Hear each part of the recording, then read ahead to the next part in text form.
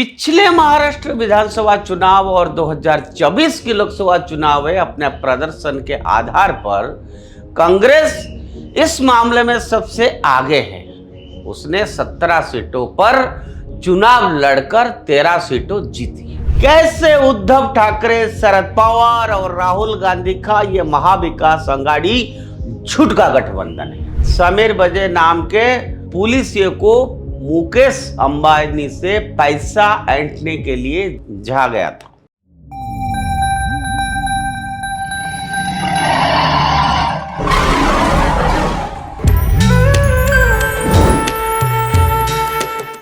नमस्कार, उदय India digital में आप सबका स्वागत है। मैं हूं दीपक कुमार रथ। मित्रों, इंडिया थिंक्स में आज हम फिर से अब होने वाले महाराष्ट्र की असेंबली इलेक्शन के ऊपर चर्चा करेंगे। मित्रों, हरियाणा के बाद महाराष्ट्र चुनाव के लिए पक्ष विपक्ष ने अपनी पूरी ताकत झांक दी है, लेकिन इन दोनों ही राज्यों में इंडिया अलायंस एक जैसी गलती करता हुआ नजर आ रहा है। वह है कि मुख्यमंत्री पद को लेकर स्थिति अस्पष्ट रखना। उदय इंडिया में आपको बताया हूं, ये बात पहले भी बताया है। हरियाणा इलेक्शन में हमने ये बात बहुत बार कहा भी है। महाराष्ट्र का सीएम कौन होगा, यह सवाल हर कोई पूछ रहा है। शिवसेना, यूबीटी प्रमुख और पूर्व जो मुख्यमंत्री है उद्धव ठाकरे ने कहा। महाविकास अघाड़ी जो है एमबीए की संयुक्त प्रेस कॉन्फ्रेंस के दौरान कहा कि पहले महायुति को घोषणा करने दें, फिर हम आप सभी को बताएंगे कि हमारा मुख्यमंत्री पद का चेहरा कौन होगा। ऐसा उन्होंने प्रेस कॉन्फ्रेंस में बताया। गठबंधन की राजनीति की यह विडंबना है, क्योंकि यह एमबीए के सबसे अच्छे दावेदारों में से एक उद्धव ठाकरे कह रहे हैं उद्धव ठाकरे के साथ सिंपैथी लहर हो सकती थी, लेकिन शरद पवार और राहुल गांधी ऐसा नहीं होने देना चाहते। हालांकि जहां भाजपा शिवसेना महायुति एकनाथ शिंदे को सीएम का चेहरा घोषित कर चुके हैं, वही अपोजिशन एमबीए अनिर्णय की स्थिति में है, जो इसे लगता है कि उसको नुकसान पहुंचा सकता है। पिछले महाराष्ट्र विधानसभा चुनाव और 2024 के लोकसभा चुनाव में अपने प्रदर्शन के आधार पर कांग्रेस इस मामले में सबसे आगे है। उसने 17 सीटों पर चुनाव लड़कर 13 सीटों जीती, जबकि उसके सहयोगी शिवसेना यूबीटी ने 21 सीटों पर चुनाव लड़कर सिर्फ 9 सीटें जीती। कांग्रेस ने मुख्यमंत्री के नाम का दावा करने का अपना विशेष अधिकार जताने की कोशिश की। हालांकि हरियाणा विधानसभा चुनाव में बड़ी हार के बाद इसने अपनी नेगोशिएशन की ताकत खो दी है, और ये इस बात से स्पष्ट हो रहा है कि कांग्रेस को उसकी अति आत्मविश्वास और जो क्षेत्रीय भागीदारों की कम आंकने के लिए उसकी इंडी ब्लॉक पार्टनर्स द्वारा जमकर फटकार लगाई गई। ये सब राजनीतिक नाम का खेल का हथकंडे हैं, लेकिन आज हम आपको दिखाएंगे कि कैसे उद्धव ठाकरे, शरद पवार और राहुल गांधी का ये महाविकास अघाड़ी झूठ का गठबंधन है। मित्रों, आपको याद होगा कि कैसे इन इंडिया अलायंस ने संविधान बचाओ के नाम पर यूपी के मतदाताओं को गुमराह किया। महाराष्ट्र में भी उसने वही शुरू किया जिसने वो सबसे अच्छा है, झूठी बातें फैलाना। अब एक झूठी कहानी फैलाई जा रही है कि केंद्र की एनडीए सरकार गुजरात को लाभ पहुंचाने के लिए महाराष्ट्र से उद्योग बाहर ले जा रही है। मतलब इतना सफेद झूठ कोई कैसे बोल लेता है, ये समझ से परे है। अब इसमें कोई शक नहीं है कि इंडिया अलायंस के तहत उद्धव ठाकरे संभवतः स्वतंत्रता के बाद से महाराष्ट्र का सबसे खराब सीएम थे।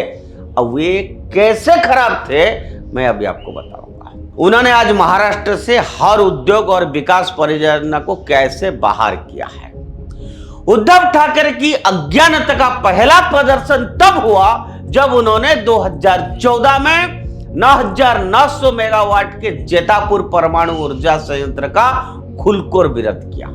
उन्होंने दावा किया कि परियोजना तटीय क्षेत्र की परिस्थितियों को नुकसान पहुंचाएगी। उन्होंने न केवल परियोजना का विरोध किया बल्कि 2015 में उन्होंने सुझाव दिया कि परियोजना को गुजरात के सीएम को अपने हाथ में लेना चाहिए। मुंबई मेट्रो के साथ हुई गलती सभी को पता है और इसके लिए स्पष्टीकरण की आवश्यकता नहीं है।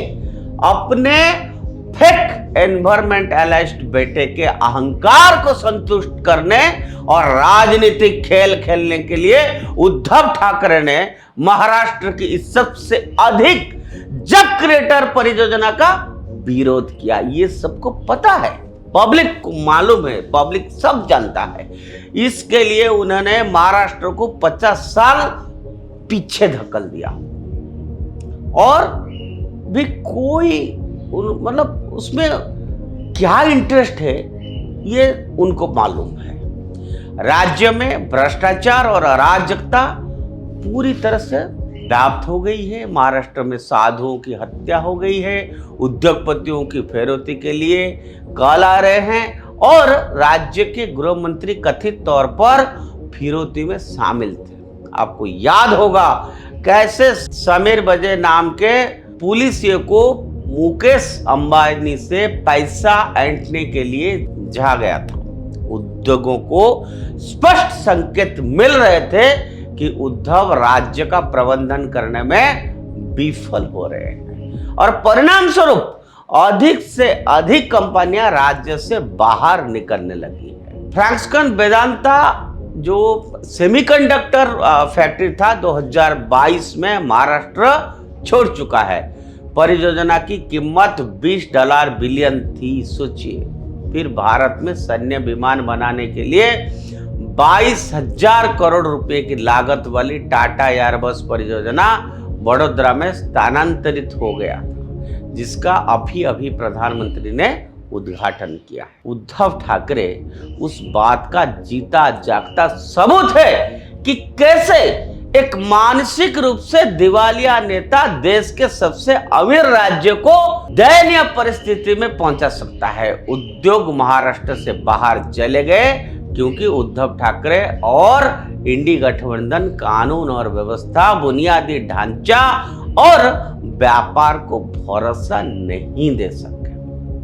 मोदी या भाजपा के कारण नहीं गए थे वो उद्योग, और अगर भाजपा महाराष्ट्र से बाहर उद्योग स्थानांतरित करने के लिए जिम्मेदार थी तो एनडीए सरकार 24-25 के सिर्फ 6 महीनों में 41,004 करोड़ 15,911 4,15,911 करोड़ रुपया का निवेश उन्होंने आकर्षित कर सकती थी, जबकि गुजरात 1,80,028 करोड़ रुपए के साथ दूसरे स्थान पर था।